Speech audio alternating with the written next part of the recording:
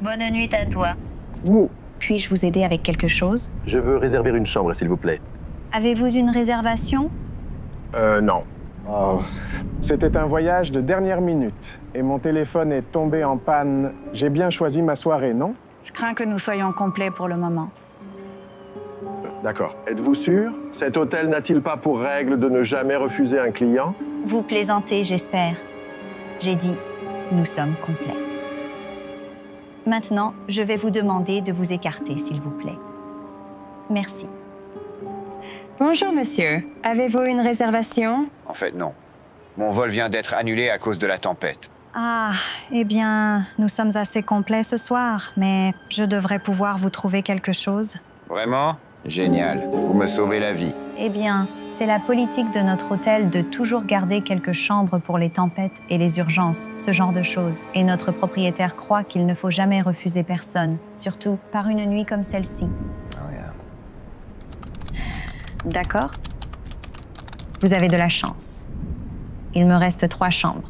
Ce sont des chambres simples. Ça vous convient? Tant qu'il y a un toit pour me garder au sec, ça me va. Eh bien, cela fera 225 et j'ai besoin d'une carte de crédit. Bien sûr. Tenez. Super, merci. Mon identifiant est... Oh non, ça va, monsieur. Je n'aurai pas besoin de votre identifiant. Très bien. Voilà.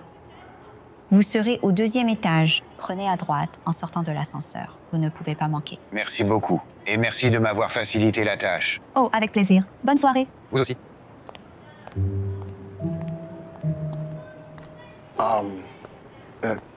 Excusez-moi. Ai-je entendu que vous disiez à ce monsieur que vous avez des chambres pour des moments comme celui-ci? Nous réservons des chambres pour de vrais clients. Pas pour des gens comme vous. Des gens comme moi. Monsieur, nous sommes un hôtel 5 étoiles. Nous ne servons pas les clochards. D'accord. Écoutez, je sais que j'ai l'air d'un désastre, mais c'est seulement parce que j'ai dû marcher 1 mile depuis l'aéroport sous une pluie battante et je n'ai pas pu trouver de taxi. Bien sûr. Écoute, je reconnais un clochard. OK. Écoute, j'ai froid, je suis trempé, je gèle, je suis épuisé et je veux juste prendre une douche et me reposer. J'ai une grosse journée demain. Grosse journée? Vraiment? À faire? Ramasser des pièces sous l'autoroute? Comment oses-tu parler à un invité comme ça? C'est justement ça. Tu n'es pas un invité ici. C'est exactement ce que j'essaye de te dire. Maintenant, veux-tu partir? Appelle ton responsable, merci. Je n'appelle pas mon responsable. Il te verra et me licenciera pour avoir perdu son temps. De toute façon, même si je te laissais entrer, tu ne pourrais pas rester ici. Pourquoi penses-tu cela? Parce que, monsieur, tous nos invités ici ont un emploi et clairement, vous ne faites rien. Écoutez, vous seriez probablement plus à l'aise dans l'un de ces motels bon marché de l'autre côté de la ville. Vous savez, ceux qui louent la chambre à l'heure. Je vous assure, je peux payer la chambre. Ah, s'il vous plaît, cela ne veut rien dire. Vous l'avez sûrement volé. Je ne suis pas voleur. Très bien. J'ai besoin de votre pièce d'identité. Vous n'avez pas demandé d'identité à cet autre monsieur. C'est parce qu'il ne cherchait pas à m'arnaquer. Avez-vous déjà entendu l'expression « Il ne faut jamais juger un livre à sa couverture » ? Oh, s'il te plaît, cette carte d'identité est tellement fausse. Elle dit que tu es à Beverly Hills. Quelqu'un comme toi ne pourrait jamais y vivre. Quelqu'un comme moi. Vous parlez d'un homme noir?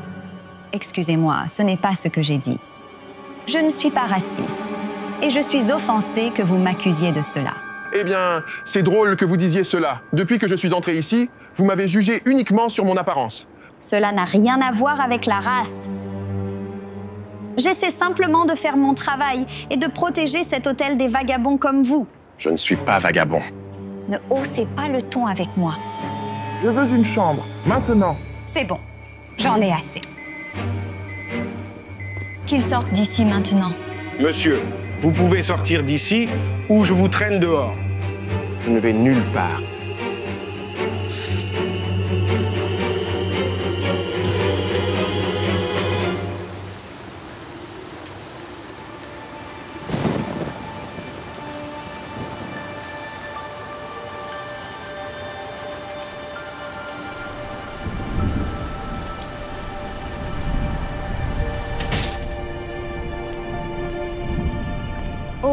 Salut, patron. Je m'apprêtais justement à affronter la mousson. D'accord, conduis prudemment et repose-toi. Demain est une grande journée. Oh, je viens d'apprendre que le propriétaire de l'hôtel va faire une présentation à notre séminaire de gestion. Vraiment? C'est génial. Je sais que tu veux devenir manager un jour. Faire bonne impression au séminaire de demain sera très bénéfique. Ce sera une incroyable opportunité de réseautage pour toi. Eh bien, je m'assurerai d'être là demain matin de bonne heure pour t'aider à tout installer. Parfait. Passe une bonne nuit. Toi aussi, sois prudent. D'accord. Je viens d'apprendre que le propriétaire arrive dans un instant. Oh, j'ai hâte de le rencontrer. Oh, regardez, le voilà. Et le voilà. C'est merveilleux de te revoir. Ah, merci. Content d'être ici. Content que la pluie soit enfin passée. Oui. Avant de commencer, je veux te présenter Janet. Elle postule pour le cours de formation en management et elle avait très envie de te rencontrer. Allez, Janet. Ne sois pas timide.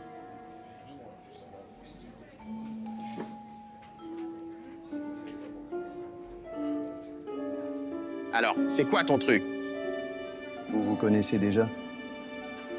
J'ai essayé de prendre une chambre hier soir et elle pensait que je ne pouvais pas me le permettre. Elle a fait venir la sécurité pour me mettre dehors. J'ai dû marcher jusqu'à un motel à plus de 2 kilomètres sous la pluie. Je n'avais aucune idée de qui vous étiez. Comment aurais-je pu? Parce qu'un bon manager ne juge pas un livre à sa couverture. Ce n'est pas ma faute. Il est entré comme un clochard de la rue. Croyez-moi, vous l'auriez aussi renvoyé si vous l'aviez vu. Et c'est précisément cette attitude qui m'a poussé à ouvrir mes propres hôtels. Vous voyez? En grandissant, ma famille n'avait pas beaucoup d'argent. Mon père a toujours rêvé de m'emmener en vacances et de séjourner dans un hôtel chic. Alors, il a économisé pendant 2 années entières pour réaliser ce rêve. Mais quand il a essayé de nous enregistrer, l'hôtel a refusé sa réservation. Ils ont regardé notre couleur de peau et ont supposé que nous ne pouvions pas nous le permettre. Cette expérience m'a motivé à réussir tellement que personne ne pourrait jamais me refuser, ni à ma famille, à nouveau. Alors j'ai bossé dur et intégré une grande université. J'ai fini par être diplômé, major de promo. Tout en travaillant en double poste comme voiturier dans l'hôtel le plus chic de la ville.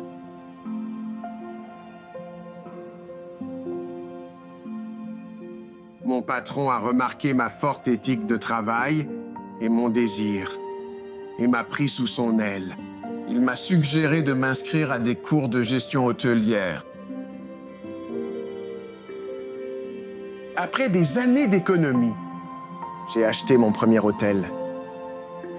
Et en 5 ans, je l'ai transformé en la chaîne nationale qu'il est aujourd'hui.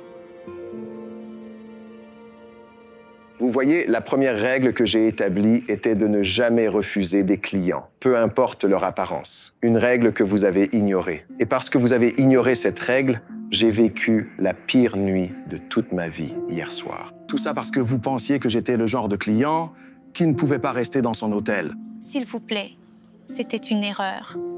Non.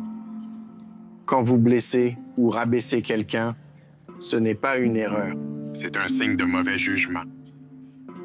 Et la pauvre Karen. Ne vous inquiétez pas, Monsieur Johnson. Je vous assure que nous n'aurons plus ce problème. Janet, vous êtes licenciée. Quoi? Veuillez rassembler vos affaires et partir. Non. Non, je ne vais nulle part. Allons-y. Quoi? Non. Attends. S'il te plaît. Non. Donc voilà. Bon, alors. Donc, commençons la conférence.